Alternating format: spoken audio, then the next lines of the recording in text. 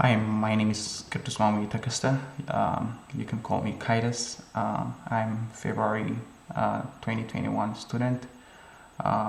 So this is probably my last course in Maharishi. So I'm taking Big Data Technology class with Professor Mudrula, and this is my final project that I worked on, and I'll be presenting you about the project. So the project title is Twitter data analysis. So in this project we'll be consuming Twitter API and also do some analysis based on the data that we're getting.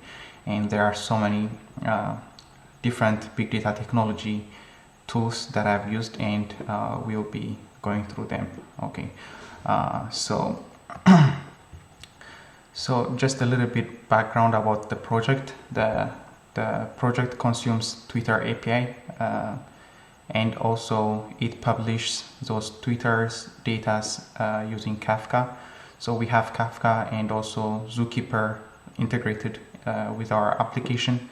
So what Kafka is going to be doing is whenever our application fetches those data from Twitter, it will try to publish it on a topic. So we have also Zookeeper running at the background to support Kafka. Zookeeper is just like a cluster manager, or you can say like a broker manager. Since Kafka works in a distributed environment, Zookeeper is gonna be supporting Kafka to manage all those different brokers that it has. So they work hand in hand. So we have Zookeeper too. Beside that, we also have Apache Spark streaming. We're using the streaming module, and also we'll be using the SQL module. So what this will be doing is like whenever we get a data from the Twitter, it comes and be consumed by our application. This application is gonna give those data to the Kafka, and Kafka has a producer is gonna publish all those messages or tweets that are coming from Twitter, and another application or another service is gonna be also consuming Kafka's message, and that time the Spark streaming is gonna be the one that is gonna be consuming from the topic. So Spark streaming is gonna be consuming Kafka's published message, and also using the SQL module, it is gonna try to persist this data in Hadoop cluster. Beside this, some of the functionalities that this application is gonna do is like it stores those data in a CSV file. It also stores them in a Hive warehouse. So it looks a little bit like SQL, but it's a bit different. So we'll go through it. Also, the way how I set it up on my local machine, I'm using Hive. Hive is gonna use MySQL behind the scene just for the local metadata store. So Hive is gonna need Metastore, and Metastore is the one that stores information about the database, like relationships. So it serves between Spark, SQL, and also Hive. So for this one, I'll be using MySQL, and this is what the project about. I've already mentioned them, but the technologies that I've used for this project is I've used Zookeeper. Zookeeper, just like I mentioned, it's a cluster manager for Kafka. It handles those different brokers that it has. For this project, we're just taking it very simple. We're not gonna have different distributed clusters or brokers. We're gonna use only one broker. So that is what we have. We have Kafka also. Kafka is the one that is publishing the message that are coming from the API, Twitter API. We have Apache Spark. So Apache Spark, we are using two modules from the Apache Spark. The first one is the streaming. The streaming part is gonna consume the message that are being produced by Kafka, and the SQL part is gonna be integrated with the Hive, and they work together to store all those information in a Hadoop cluster. And also export those information in CSV format, so we can do different kind of analysis based on the information that have been stored. So I'm using also MySQL, just like I mentioned. This is a metastore. Hive is gonna need a metastore to work, because a metastore is the one that stores different information about the database, relationships, different informations about the data that we're trying to store. So also we're using Hadoop behind the scene. Hadoop is handling the cluster part. So those are the different technologies that I've touched for this project. Just to mention, I have not used the Cloudera VM. I'm using my own laptop, and I set up everything from scratch.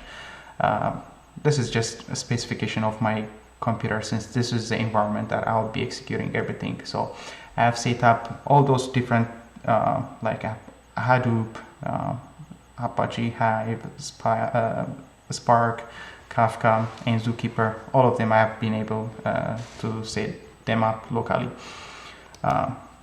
So I'll be showing you a little bit high level description of how those configuration looks like.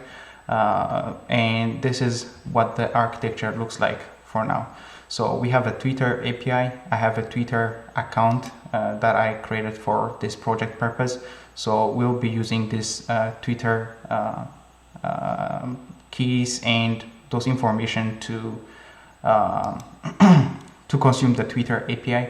So whenever we consume those Twitter data or tweets, we have a Java application that will make a call that will pull those information from Twitter, and this is gonna hand those information to Kafka. You can see here Kafka and Zookeeper, they work together. That's why I put them together. So they handle, so Kafka is gonna be producing those or is gonna be publishing those messages that are coming, those tweets that are coming from the Twitter API, and it's gonna publish them in a specific topic. So what our other application, which is the Spark streaming, is gonna be doing is consuming this message that are being published by the Spark by Kafka, and it will be working with Hive to store those information in a Hadoop environment. So as we know, Hadoop is it has its own file system which is called HDFS. So we'll be storing all those informations, all those data that are coming in those tweets data information in a cluster in a Hadoop environment. So also Hive is gonna be storing those information in its own storage. So we'll be also exporting those information in a CSV format. So basically this is a high level architecture of this project. So this is one of our Kafka producer application. As you can see, the top part is the configuration for Twitter credentials. You can see the consumer key, the consumer secret, the access token secret. Those information you'll be getting when you register for a Twitter developer account. So I'm providing those information here, and they will be used to make a call to the Twitter service. So as you can see right over here, we have the Twitter hashtag. For my project purpose, I just selected one of the like 4 or 5 top hashtag that are most popular, so just so we can get frequent information. So that is what I'm providing here. Here you can see the Kafka configurations, and we will be executing in 500 microseconds. We'll be publishing those messages you can see the Kafka producer when it tries to send those message or publishing those message in a specific topic. So this is the Kafka part and the Twitter configuration part. This is one of the classes that I've used. The other one is the Kafka consumer.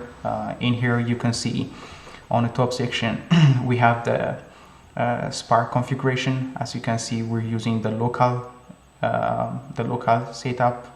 So this means the star indicates that we're just basically telling Spark to use everything that this machine or my laptop has. So if my laptop has probably 24 gigabytes of RAM, it's gonna be using everything. If it has 500 GB of storage, it's gonna be using that one. So it's just, those are the different configuration information that will be given to Spark. So that is one thing. The other one is so here is the Spark part where it tries to subscribe to the topic and it will be consuming those data that are coming. And you can see on the first part here, this is where it Spark is going to be integrated with Hive, and you can see we're providing checkpoint. Those checkpoints are a warehouse directories, meaning there are storage on our Hadoop cluster for storing those information or tweets that are coming from the Twitter API. So you can see here, this is also just for console printing out the different message that we're receiving. Here at the bottom, you can see different configuration for also exporting those information that are coming to specific paths, which is basically the same warehouse directory and also on a checkpoint location. So this is what our consumer application is going to be doing. The last application that we have on the project, this will be doing the Spark. This is the Spark Hive integration part, meaning Hive is gonna try to display those information from the database that we have stored. This is the part where we're doing analysis, so we can provide any SQLs that can be used for displaying what kind of information we want. So I'm just taking it very simple. The first one is going to be just loading all the data, probably top 20 data from our Hive database. The other one is just making it a little bit advanced, so meaning just picking out the popular person who has a very high amount of followers. So that is what I've been doing. I'll be showing this in a bit from my code. So the last part is also I have the util class in here. I have stored, just to make a little bit cleaner my code, I have also a util class that has the SQL in a separate place, also the Spark Hive information on a separate place. We have also the Twitter information, I'm hiding the information, the consumer key. Beside that, we also have the Kafka information in here. So this is also one of our function, one of our class that we'll find in our application. So this is what you'll be seeing when we execute the Kafka producer. So basically all the messages are going to be displayed on a console. You can see, for example, here we got a message. This is the ID and this is the date. You can see happy kid deal. Probably it's username or maybe something else. So those are the different information you'll be seeing. Those are all being sent from the Twitter API. So Kafka is, we're just logging them out in here in our console. And Kafka is going to be doing the part to publish those messages to a different topic. So the Kafka consumer part also is going to be the one that is the Spark part, the Spark streaming part. So Spark is going to be consuming those messages. We have a Kafka integration part, and using that Kafka integration, it will subscribe to the Kafka topic that is going to be produced or published, and it is going to be consuming those tweet messages, and it's going to try to analyze them and store them in a Hadoop environment. You can see in here we have some temporary files, but those are temporary files that Hadoop is going to be using for storing some of the message. It's not for some amount of period. It's going to keep them in a commit folder, and you can see in here the HDFS environment is also being provided. So Hive is going to take care of all those things for us for storing those information in a Hadoop environment. All we got to do is just provide the Hadoop folder or the Hadoop file system location where we want to store those informations at. So you can see those messages being consoled out in here. The other one is when we execute those applications on our machine, there are some UIs also that will be generated automatically. This is the Spark job and event timeline. You can see the different information about the jobs that are being executed. You can see different information about whether they're running, if there's something failing. You can see all those information in your timeline events. Also, you can see the different jobs that are being executed. So you'll get all different kind of information about the job that is being executed in the Spark environment. So you don't need to do anything for this one. You only need to configure some Spark configuration. Spark, whenever application is running behind the scene, it's going to automatically generate a port for displaying what is going on in a UI format. So this is the executors part. You can see the RDD blocks informations. Those are the block information, like the lowest level data, just like we learned it. So RDDs, you can see all those information about the RDDs. If there are any failing completed tasks, you can see the executors information, also the drivers. So you'll get all those different kind of information by navigating through all those places. You can see also the SQL part. The SQL part is going to show you what queries are being executed. If there are any completed one, you will see them in here. If there are any on a queue that are not yet executed because of there are so many things running behind the scene, you can also get all those information in here. So Spark and Hive are doing very good job for handling this part. When you click on the details, you can also see the DAG visualization. This is the diagram or the visualization generated by Spark, and it's going to show you what is going on, like in a visual representation format. You can also see the Hive server running. You need to start Hive from the from the Hive server and you can see all the information about your Hive. So you can see the Hive version, the compiled, all those things you can see it from here. Regarding Hadoop, also on this port you'll be seeing the different information about your Hadoop, the cluster information, the version, the different blog posts that we have, the volume information, the amount that are being used. You can see the capacities that are being used in here, the capacities that are left. So you will see all those different information in this port. So this port is going to give you information about the data node. And we also have another port on 8088. This is going to give you all the information about the cluster. So you can just click on all those different things and you can see different information about your Hadoop environment. So basically those are the different screenshots that I've taken. I don't want to forget, so let me go to the GitHub first and show you that I have also successfully uploaded all those accessory classes. You can see them, all those classes that I've mentioned. Basically I showed you only 3 of them. The others are like we have a listener class for the message that are coming.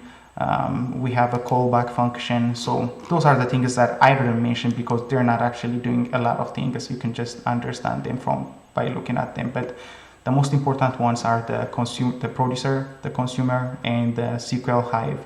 So, and also the utils. This is just storing all those information for us. But this one, the producer, is the one that is doing just like I showed it earlier. We provide those information. Those information are coming from the util function. We're not gonna clutter our code by putting them in here. We're just trying to make it a little bit clean. That's why.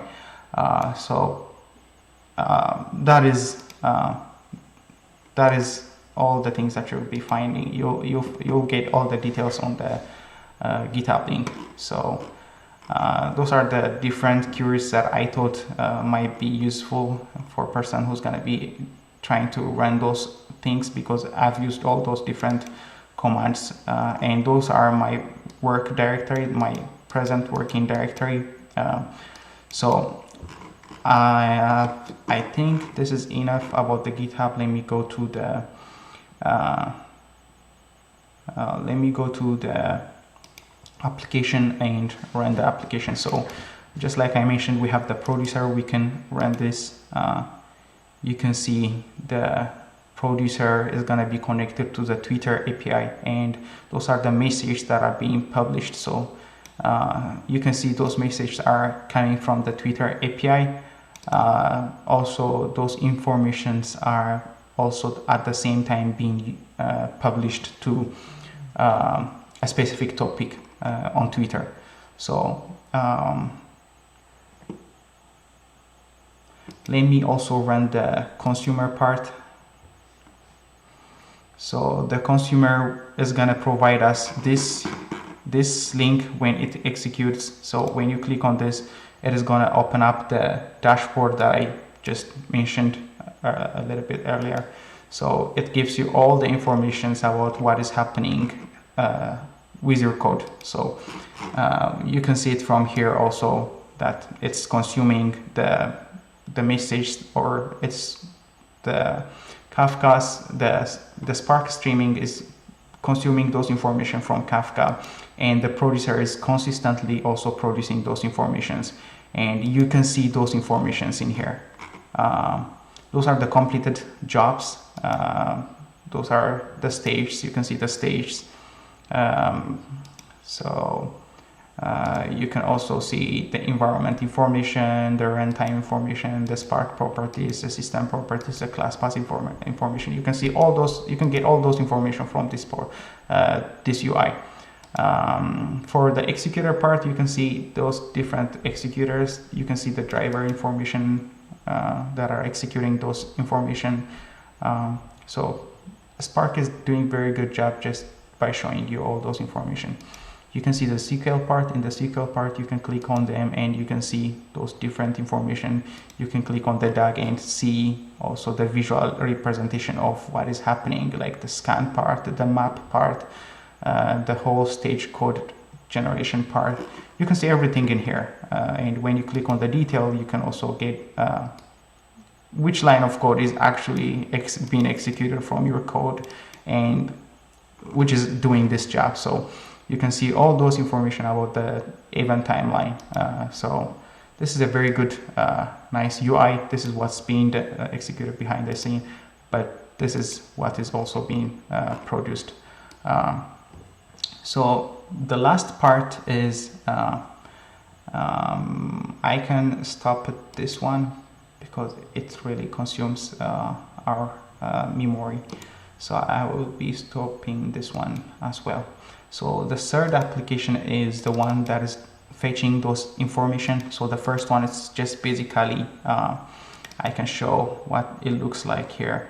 Basically, we're selecting everything from tweets and we're just displaying all those tweets.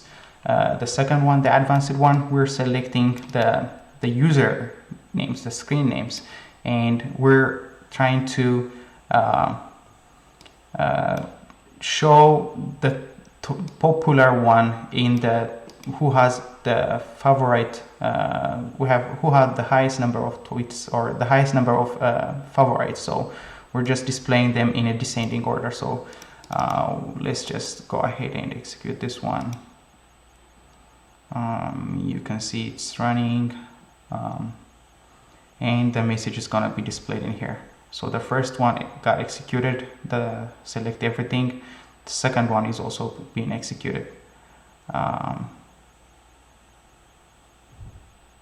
So this is giving you a lot of information about where it is coming from, what is being used.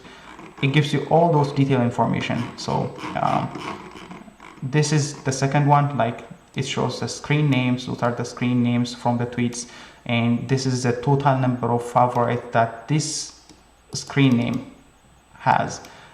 This is the second one. This looks like a Russian name. So you can just see everything, and you can see those are the most popular tweets, tweeters in the from the message. So this is just the second analysis. The first analysis that we did is just selecting everything from our Hive storage or warehouse. So I think we missed that part. Let me execute it and stop it, because what IntelliJ is going to be doing is when it has a lot of message being shown up, it's going to automatically get rid of the old one. So that is why we lost it. And here is what the first message looks like. So it's just displaying the top 20 rows from the Hive.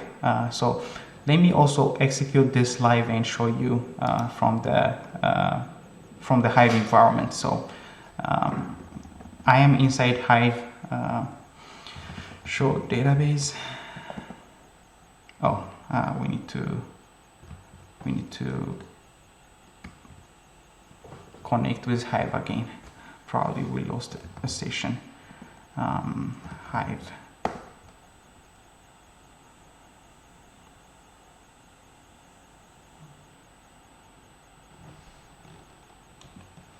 So show databases. We have a default database, and let's use that one.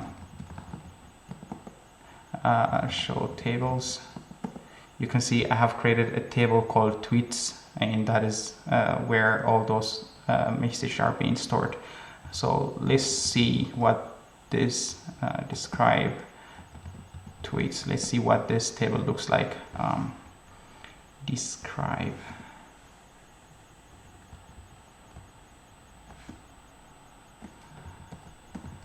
Describe tweet. I made a mistake on the table name.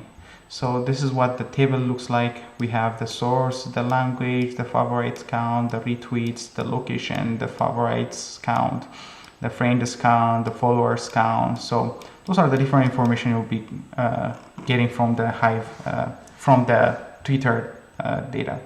So let's select everything from tweets table, and let's just limit the show to be only top 10 or top 20. So you can see all those tweets information coming from our Hive database or from our Hive warehouse. So this is what is being displayed in here as well.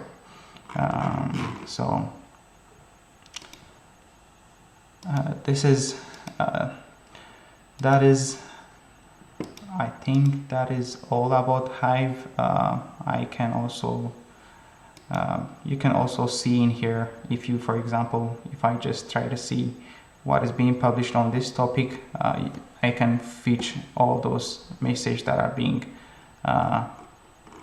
so those are the messages that are being published on that specific topics. So this is the Kafka command. So let me just walk you through the codes. So as you can see, I have my computer is a little bit busy. Let me stop if there is any application running. So you can see here the Apache Hive configurations. I have them in here. I have the Spark configuration in here. In the Apache Hive, this is where I put the warehouse. You can see all those CSV files that are being generated, and you can see also you can see the Twitter message being stored in here. So there's a lot of them in here, and you can see all of them are different part, all being generated from Hadoop. So you can see what those messages look like. So there are Twitter informations like data tweets messages. Okay. Also, let's check the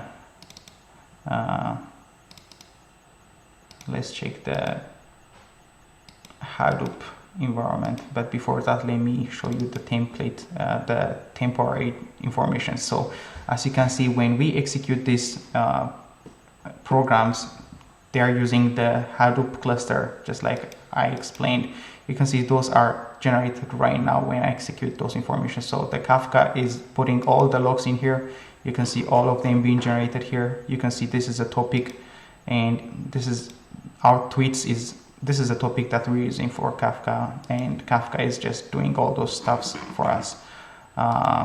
And you can see those are the topics that are being generated by Hive also, or the message. So those are the data being generated by Hive. You can see those are from different days, from 26, 27, 25. Those are very recent information. So you can see, so those are not human readable probably, but they are generated by Kafka. I mean Hive. So I think that is all. Let me show you also what the Hadoop part looks like. Here is our Hadoop environment. So I have put the configuration part. This is the Hadoop configuration. You can see them. This is the program that I'll be using for executing. I think that is all. Yeah. Just want to also show here a little bit from the Hive configuration. You can see what I have been able to set. You can see the JDBC information that I've been providing. That's gonna be used for as a meta store. So this is where all the Hive configurations are gonna be stored. So I've done a lot of configurations in this file. I believe I covered everything. I've tried to copy and paste some of those commands on the GitHub itself. So that is all. Just want to also show a little bit interesting here. Let me run the producer from the IDE. You can also run the consumer part. You can also run the SQL part, but here let me show you what it looks like. Our IntelliJ is gonna give you, it has this tab. It's gonna show you the information about your Hadoop, about your Kafka, about your Spark monitors. So it gives you all those different information. So here is a Hadoop part. You can see what the web UI is gonna providing you. This is also gonna show you what it looks like. You can see all those messages from what is being generated from the Hadoop environment using the cluster. You can see all those information about the Hadoop, the application running, the nodes that are running, the information about your Hadoop environment. You can also see what the Kafka connections look like. You can see what topics we have, the Kafka connections. You can see from here, those are the topics that we have. I have created a tweet, and you can see how many replicas we have, the brokers we have. You can see, get all those information. And also those are the consumers that are running currently. So probably if I try to execute the other one also, it's gonna show up in here. So this is a nice feature that I also noticed from the IntelliJ that is going to show you those information. You can see the environment information the same way we saw on the web UI in here. Like you will get all those information from the environment, stage, SQL. You can get them everything from your IntelliJ. You can see the SQL running. You can click on them. You can see all the details. You can see what jobs are going, the stages, the environment. So all those things you'll get them from your IntelliJ. So this is a very nice feature. I think I covered everything. That is all. Thank you so much.